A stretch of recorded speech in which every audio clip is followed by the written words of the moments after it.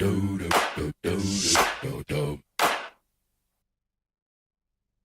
welcome back to your Q&As for Elections 2015. We are in the bridge, we have a live audience and we are receiving questions from Twitter tonight as well. We are about to do your fourth Q&A of the night, and that is with VP Student Communities. If you'd like to make your way to the sofa.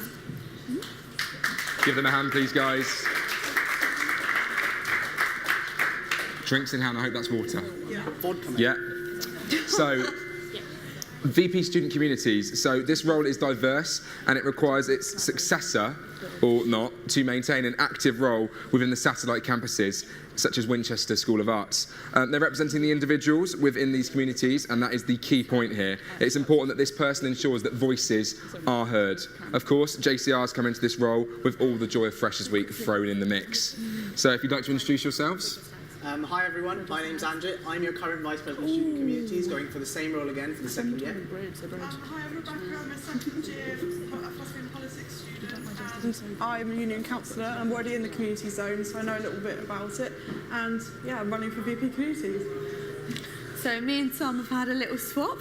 So I will be doing your questions from Twitter and the audience, and then Tom will be grilling you a little bit later on. Yeah, we're going to swap the grill.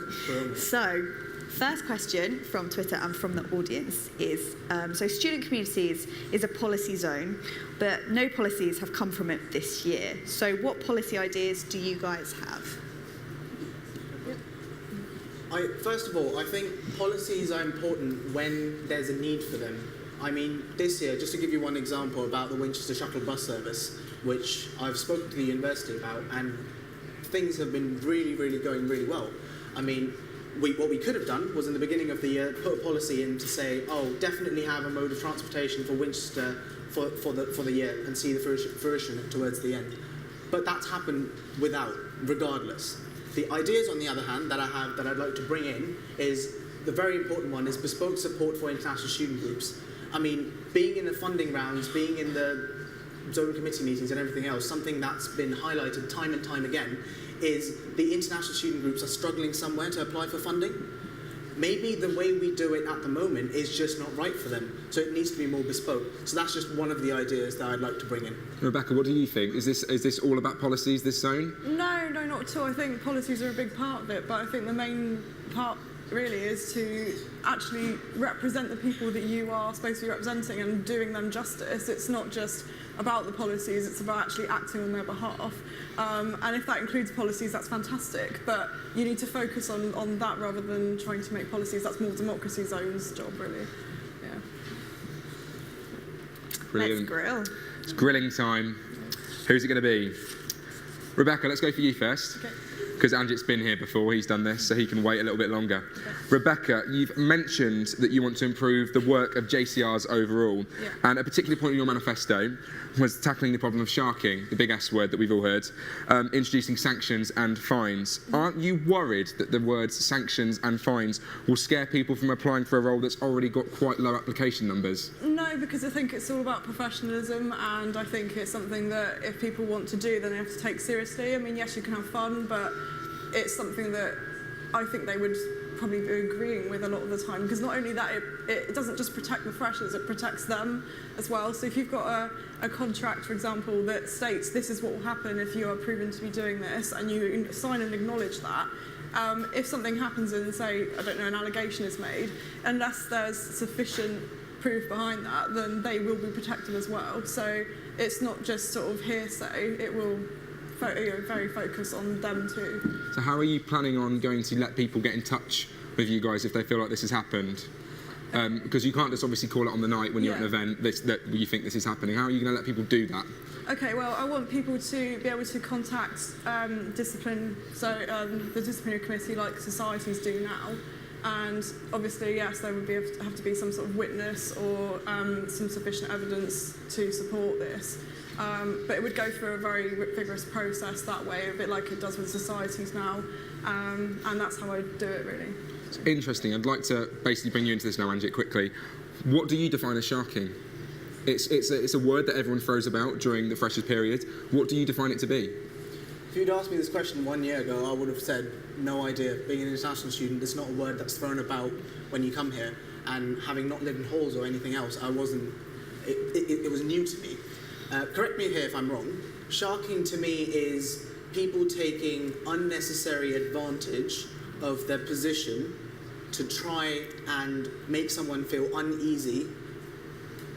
I think I think that's how I describe it. It's open to interpretation. Rebecca, how do you see the word sharking? Yes, there's that. I see it as an elected representative who's supposed to be acting within their role, taking advantage of someone that's vulnerable, someone who hasn't been drinking before, maybe not have gone out before, and trying to make unnecessary sexual advances towards them, or trying to get them drunk to do silly things, or sort of in some ways even leading up to it, like encouraging people to drink, and if they don't go out, they're losers and things like that. All those sorts of behaviours, although maybe they're not all sharking, they are related, and it has happened this year, and I've seen it, and it needs to stop.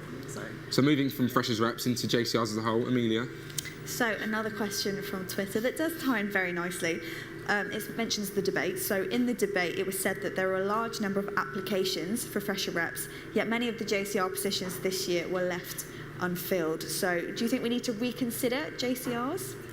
The thing that we need to reconsider, having been through the entire process, is how the elections take place. Because this year we combined them with the course rep elections and the JCR elections, which worked well to a really good level because we had a completely new JCR, the Mayflower halls, and if you look just at them, the buzz that was there, that you're going to be the first representatives for the halls, they got about 7 or 8 people standing for just president. They had loads of nominations. They broke all kinds of records. So I think what needs to be looked at is how and when the elections happen.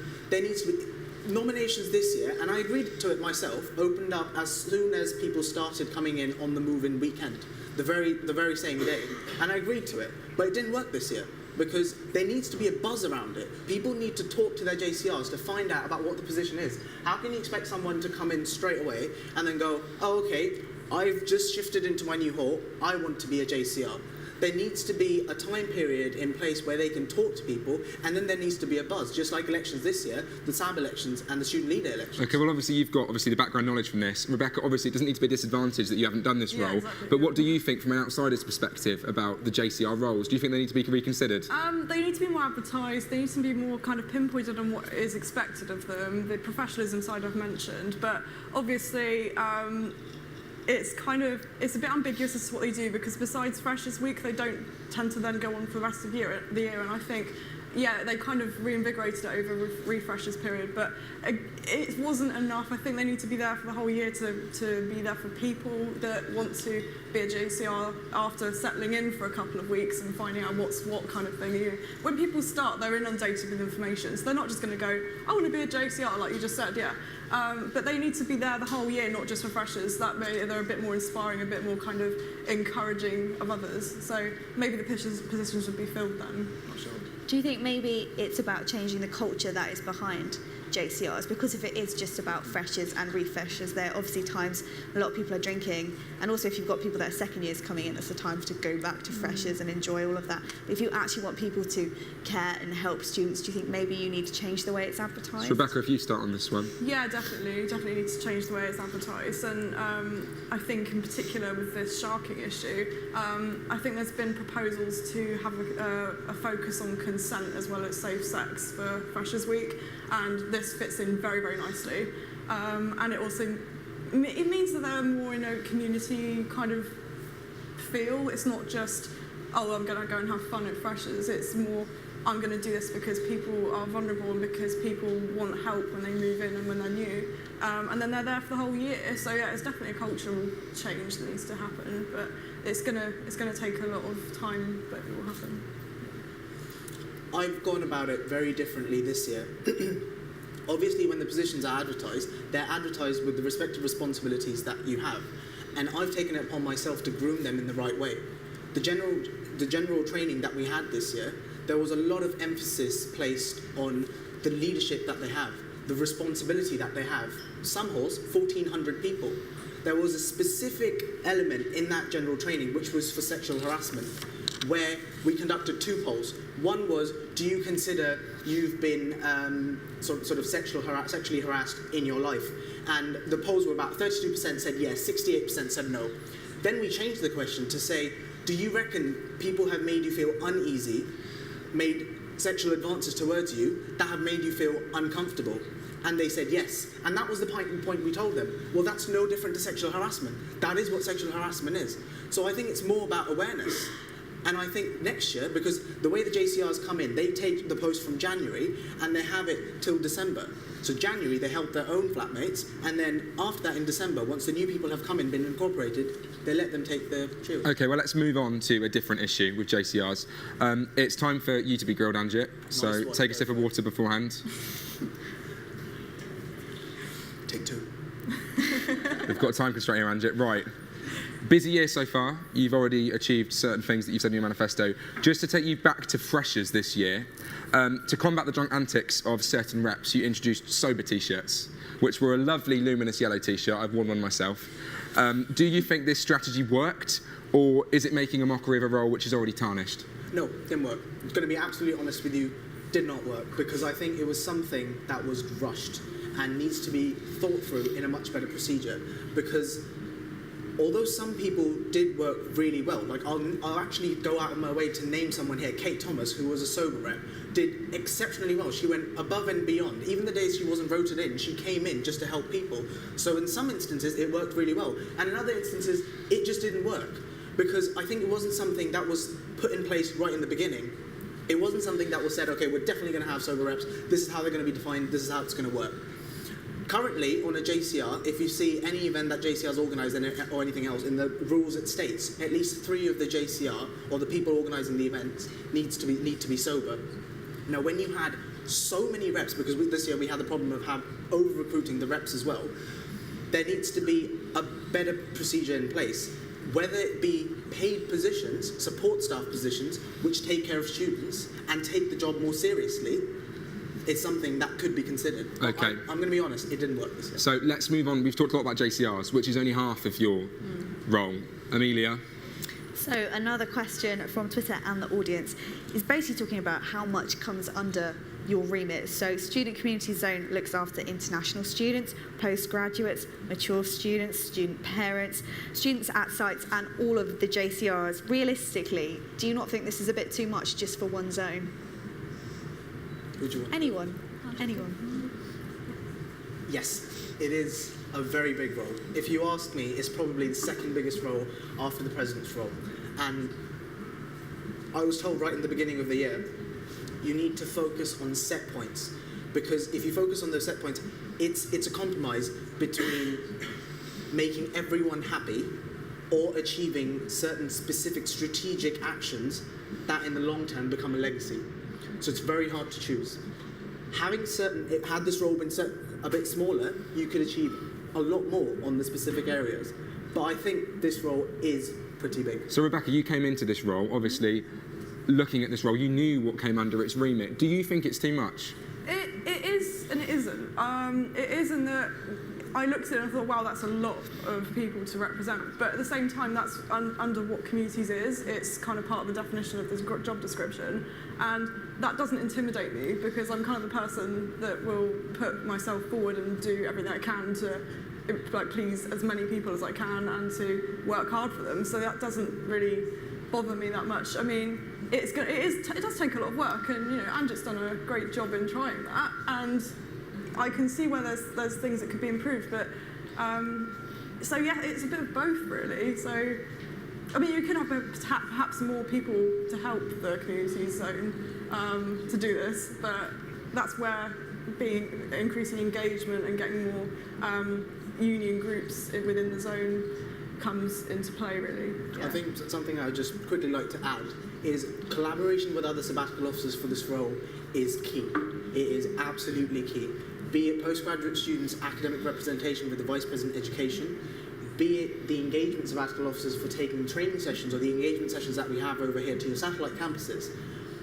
I think next year, if elected into the role, I know exactly what needs to be done, how things need to be done, and there's a lot more you can actually distribute in terms of responsibility to achieve a lot more. So both of you, if there's one thing you'd like to mention that you'd like to change about the role at all, is there anything that you think should be edited on the role?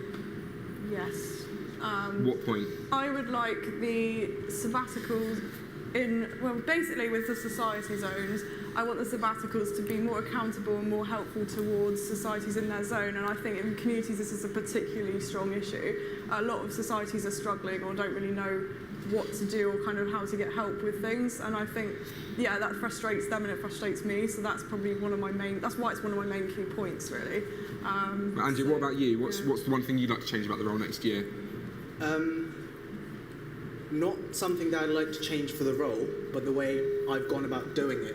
I think this year I've done a lot more things on an operational level, which haven't necessarily been bad because they've actually become really good stepping stones to actually build on a more strategic level. So I think something that I'd like to do on changing in terms of how I tackle this role is a more strategic approach, which in a long term can actually lead to better legacies. So Amelia, to round up and to ask them. So what would be your final point? If you could sell yourself saying why you should vote for me, what would your last point be? 30 seconds each, let's keep it. Rebecca, Yeah, do you your want best to go bits first? we want to see now.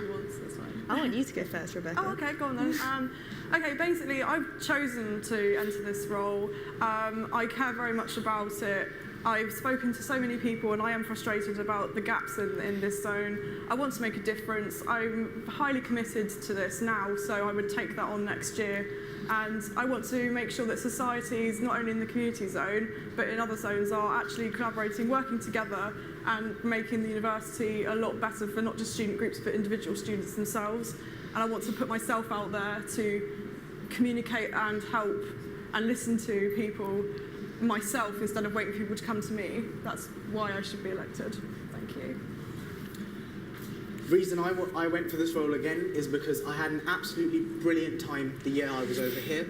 I've got the track record, I've got the experience, and I've got the continuity factor. And I definitely like to see the projects I've put in place evolve in a much better manner and build on them. I know what things work, I know what things don't work, and I'd just like to support to make sure I can carry on delivering what I have done so far. Thank you very much. That is brilliant. Thank you so much. So that was our Q&A with your VP student community. So a round of applause, please. Round of applause, guys.